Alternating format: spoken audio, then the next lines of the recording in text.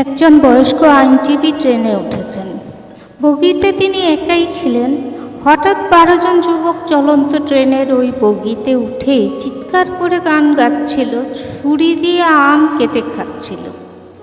হঠাৎ একটি যুবক বলে উঠল, চল আমরা ট্রেনের চেনটা টেনে ট্রেনটাকে থামিয়ে দিই।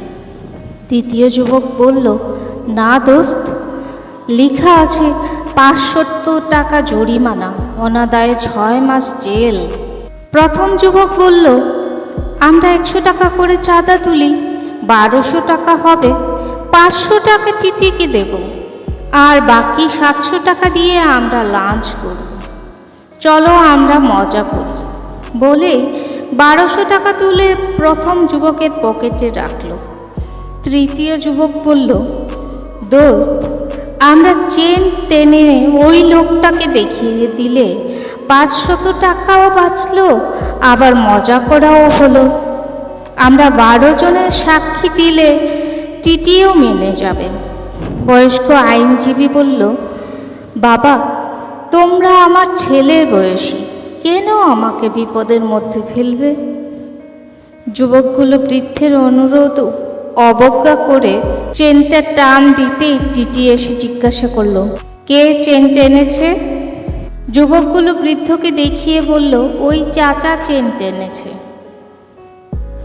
টিটি বৃদ্ধকে বলল, অকারণে চেন টানলে 500 টাকা জরিমানা অথবা 6 মাসের জেল। যুবকগুলো চিৎকার করে বলল, স্যার, বুইরা অকারণেই টেনেছে। হো হো হা হা করে যুবকগুলো হাসতে লাগলো। বয়স্ক আইনজীবী একটু দাঁড়িয়ে বলল, টিটি স্যার, আমি বিপদে পড়েই চেন টেনেছি। টিটি জানতে চাইল, কি বিপদ? আইনজীবী বলল, ওই যুবকগুলো আমার গলায় ছুরি ধরে আমার 1200 টাকা ছিনতাই করেছে। টিটি বলল, সর্বনাশ। আইনজীবী প্রথম যুবকটিকে দেখিয়ে বলল, দেখুন, ওই যুবকটির পকেটে টাকা আছে, ওই ব্যাগে ছুরি। টিটি পুলিশ কল করলে 12 জন যুবককে গ্রেপ্তার করে নিয়ে যাচ্ছিল।